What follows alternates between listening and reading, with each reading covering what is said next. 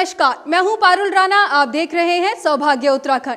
सौभाग्य उत्तराखंड के इस बुलेटिन में हम आपको दिखाएंगे हर वो खबर जो रखती है आपसे सीधा सरोकार। आगामी विधानसभा चुनाव को लेकर केंद्र चुनाव आयोग की घोषणा के बाद प्रदेश में आचार संहिता लागू हो चुकी है। प्रदेश में 30 जनवरी को चुनाव एक चरण में होगा, जिसकी तैयारी को लेकर अब प्रदेश के सभी राजनीतिक दलों में घमासान मच चुका है। उत्तराखंड समेत 5 राज्यों में चुनावी बिगुल बज गया है। चुनाव आयोग ने उत्तराखंड में 30 जनवरी को चुनाव कराने का ऐलान किया है। चुनाव सूबे में एक ही दिन में करा लिया जाएगा। चुनाव आयोग को उत्तराखंड में चुनावी प्रक्रिया 9 मार्च से पहले ही पूरी करनी है। उत्तराखंड गठन के बाद विधानसभा का यह तीसरा चुनाव है। विधानसभा क्षेत्रों के परिसीमन के बाद होने जा रहे इस चुनाव में लगभग 63 मतदाता अपने मत का उपयोग करेंगे। चुनाव आयोग ने इस बार कुल 9,777 मतदान केंद्र बनाए हैं। आयोग ने साफ शब्दों में कहा है कि जिन मतदाताओं को पहचान पत्र जारी किया जा चुका है, उन्हें मतदान केंद्र पर उसे लाना अनिवार्य होगा। राज्य में अब तक 99.60% मतदाताओं को पहचान पत्र जारी कर दिया गया है। वोटिंग इलेक्ट्रॉनिक मशीन से ही कराई जाएगी। चुनाव आयोग की ओर से निर्वाचन कार्यक्रम घोषित होते ही प्रदेश में आचार संहिता लागू कर दी गई है। मुख्य निर्वाचन अधिकारी राधा रतूड़ी ने बताया कि आदर्श आचार संहिता सभी मंत्रियों तथा राज्य मंत्रियों पर भी लागू होगी। संहिता का पालन करने के लिए प्रमुख सचिव से लेकर जिला अधिकारी तथा मंत्रियों के निजी सचिवों को जानकारी दे दी गई है। राज्य निर्वाचन अधिकारी ने मीडिया कॉन्फ्रेंस के जरिए सभी जिला अधिकारियों से चुनाव की तैयारियों की जानकारी ली। राजधानी दून की सड़कों पर सरपट दौड़ती सिटी बसों के कारण दून की आम जनता को कई परेशानियों से दो चार होना पड़ रहा है। यातायात नियमों का पालन किए बगैर सड़कों पर बेलगाम दौड़ती इन सिटी बसों से जाम जैसी समस्याएं तो बढ़ ही रही हैं। साथ ही इनकी लापरवाही के चलते कई लोगों को अपनी जान भी गंवानी पड़ी। सड़कों पर बेलगाम होकर दौड़ती सिटी बसों पर पेश है एक रिपोर्ट। राजधानी देहरादून में बेलगाम होकर दौड़ने वाली सिटी बसों ने हर किसी की नाक में दम कर रखा है। सड़कों में बेलगाम होकर दौड़ रही इन सिटी बसों का खामियाजा भुगत रही है आम जनता। जी हां, सड़कों में बेलगाम होकर दौड़ रही ये सिटी बसें अब तक सड़कों में जाम लगाने का और कई लोगों की मौत का कारण बन चुकी है।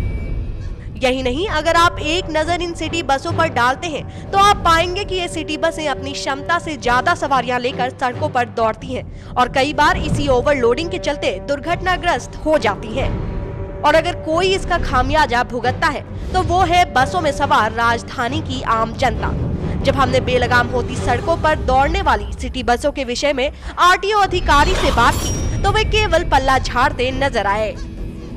सिटी बस के जो चालक हैं, परिचालक हैं, वो गलतियां कर रहे हैं, लेकिन उसके लिए निरंतर इन्फोर्समेंट टीम्स को निर्देशित किया जाता है कि आप लोग चालान करें, जहां जहां गलती पाई जा रही है चालान करें, गाड़ियों को बंद करें, जुर्माने उन पे होते रहते हैं। अभी भी वर्तमान में भी इस समय एक अभियान चल रहा है 3 दिवसीय, तो उसमें स्पेशली इस चीज़ को देखा जा रहा है कि जो गाड़ियाँ ओवरलोडेड हैं उनका चालान हो। और ओवरलोडिंग को नियंत्रित करने के लिए वैसे भी आरटीए ने ये पॉलिसी बनाई कि अगर पहली बार कोई ओवरलोडिंग अगर होती है और चालान हो रहा है ओवरलोड में, तो उसको तो कंपाउंड करते हैं, लेकिन दूसरी बार में अगर फिर वही सेम चालान होता है तो उस पर वो सस्पेंशन के लिए विचार किया जाता है। और अगर फिर थर्ड टाइम भी चालान के लिए पाया जाता है तो निरस्तीकरण की बात होती है। अभी जो लास्ट हमारी मीटिंग हुई है, इसी में 2 परमिट कैंसिल हुए हैं दुर्घटना की वजह से। वैसे भी ये एक स्टैंडिंग ऑर्डर्स है हम लोगों के लिए कि जिन मतलब जो गाड़ियाँ दुर्घटनाओं में संलिप्त हो रही हैं और कोई डेथ हो जा रही है, कुछ हो जा रहा है, तो उनको हम लोग आरटीए में वैसे भी स्पेशलिस्ट के लिए रख रहे हैं कि अगर उनका कारण ये पाया जा रहा है कि परमिट वैध नहीं था या फिटनेस उसकी वैलिड नहीं थी या ड्राइवर की लापरवाही से दुर्घटना हुई है, तो उनको आरटीए की बैठक में रख के निरस्तीकरण के लिए उस पर विचार किया गया। बहरहाल लोगों की सुविधाओं के लिए राजधानी की सड़कों पर दौड़ने वाली सिटी बसें अब आम जनता की परेशानियों का कारण बन चुकी है। लेकिन शासन प्रशासन है कि राजधानी की सड़कों पर बेलगाम होकर दौड़ रही इन सिटी बस चालकों के खिलाफ कोई ठोस कार्रवाई नहीं कर रहा है। ऐसे में अब सबसे बड़ा सवाल ये है कि कब तक शासन प्रशासन बेलगाम होकर सड़कों पर दौड़ने वाली इन सिटी बसों के खिलाफ कोई ठोस कार्रवाई करता है। कांग्रेस के महानगर अध्यक्ष हरीश वर्मानी को पार्टी से 6 साल के लिए निष्कासित कर दिया गया है और इसके बाद से ही अध्यक्ष की कुर्सी को लेकर पार्टी में हलचलें तेज हो गई हैं। पार्टी के आलाकमान द्वारा किन नेताओं का नाम अध्यक्ष पद के लिए आगे रखा गया है, जानते हैं इस रिपोर्ट में। महानगर कांग्रेस अध्यक्ष हरीश विरमानी को पार्टी द्वारा 6 साल के लिए निष्कासित किए जाने के बाद से ही पार्टी में अध्यक्ष पद की कुर्सी खाली पड़ी है। अब कुर्सी को लेकर फिलहाल पार्टी के कुछ पुराने नेताओं के नाम चल निकले हैं। इनमें 7 साल तक महानगर अध्यक्ष रह चुके लालचंद्र शर्मा, नगर निगम में नेता प्रतिपक्ष अशोक वर्मा और इन दिनों पार्टी के आला नेताओं के करीबी विकास डोभाल का नाम प्रमुखता से लिया जा रहा है। हालांकि सूत्रों की माने तो पार्टी फिलहाल इस पद पर ताजपोशी में जल्दबाजी नहीं दिखाना चाहती। दरअसल विधानसभा चुनाव में पार्टी के कई किद्वार नेता महानगर से जुड़ी 3 विधानसभा क्षेत्रों में दावेदारी कर रहे हैं। महानगर अध्यक्ष को हटाकर भले ही पार्टी कार्यकर्ताओं को अनुशासन के दायरे में रहने का पैगाम देने में सफल रही हो, लेकिन पार्टी से जुड़े आला नेताओं की माने तो ऐसा कर एक तीर से 2 निशाने साधने का प्रयास किया गया है। चुनाव के दौरान किसी भी सीट पर चुनावी दावेदार को मैनेज करने के लिए इस कुर्सी को जरिया बनाया जा सकता है। निष्कासित महानगर अध्यक्ष हरीश विरमानी की कार्यकाल के दौरान पार्टी में खासा घमासान मचा देखने को मिला, जिसे कांग्रेस अब दोहराना नहीं चाहती। सौभाग्य मिथिला के लिए देहरादून से प्रगति पचौली और पारुल राणा की रिपोर्ट। चुनाव की सरगर्मियों के चलते सभी राष्ट्रीय व क्षेत्रीय पार्टियों की बैठकों का दौर चरम सीमा पर है। इसी के चलते समाजवादी पार्टी के कार्यालय में बैठक का आयोजन किया गया, जिसमें सभी जिला मंडल अध्यक्ष सम्मिलित हुए।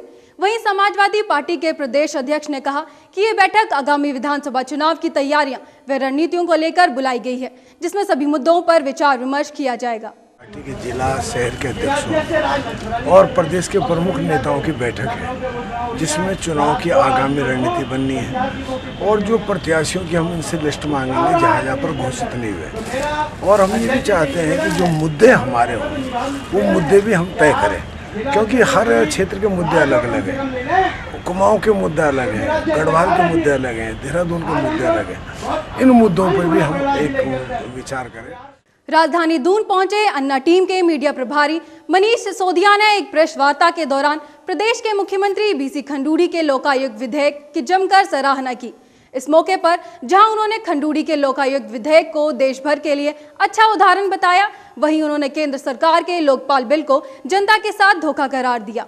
अच्छा बिल नहीं लाती है संसद में, या देश के ऊपर एक बहुत घटिया कानून जैसा कि उन्होंने पेश किया है थोपने की कोशिश की जाती है। आंदोलन के बहाने आंदोलनों को कुचलने वाला कानून थोपने की कोशिश की जाती है, तो हम इसका विरोध करेंगे और हमारे पास कोई तरीका नहीं बचेगा सिवाय इसके कि केंद्र में जो सरकार बैठी है उसको फिर हम हराने के लिए उत्तराखंड के मुख्यमंत्री या विधायकों के खिलाफ अगर कोई शिकायत दरखास्त के पास होगी तो उसकी जांच सारे के सारे लोग बिल के जब तक नहीं परमिशन देंगे तब तक नहीं होगा। मुझे लगता है कानून को थोड़ा सा भी व्याख्या करें तो हम समझ सकते हैं कि all members of the bench of all members में अंदर होता है। राजधानी देहरादून स्थित एक निजी कॉलेज में विचार गोष्ठी का आयोजन किया गया। इस दौरान भ्रष्टाचार और उत्तराखंड के लोकायुक्त मुद्दे पर चर्चा की गई। वहीं गोष्ठी में बतौर मुख्य अतिथि मुख्यमंत्री बीसी खंडूड़ी ने शिरकत की और उत्तराखंड के लोकायुक्त को और सशक्त बनाने की बात कही। इसके ऊपर विचार विमर्श हो, लोगों की बातें सुने, लोगों के तर्क वितर्क हो, बहुत अच्छी बात है। मुझे दुख है कि मैं पूर्व निर्धारित कर्म अपॉइंट के अनुसार मैं यहाँ नहीं ठहर पाया, पर अच्छी चर्चा वार्ता होगी, अच्छे उसमें कुछ विषय निकलेंगे और इसके बाद जो भी इसमें निष्कर्ष निकले उनको सार्वजनिक रूप से प्रोफेसर पाठक और उनके लोग बताएंगे और जनता को जागरूक करेंगे कि जो लोकपाल बिल की बात हो रही है, यहाँ भी हो रही है, केंद्र में भी हो रही है, उसको हम अच्छा स्वरूप दे सकें, मजबूत स्वरूप दे सकें। इस प्रकार की गोष्ठियों से ये बात निकलेगी तो बहुत अच्छा होगा। इस वक्त की खबरों में बस इतना ही। फिर होगी मुलाकात उत्तराखंड की और ताजा तरीन खबरों के साथ। नमस्कार।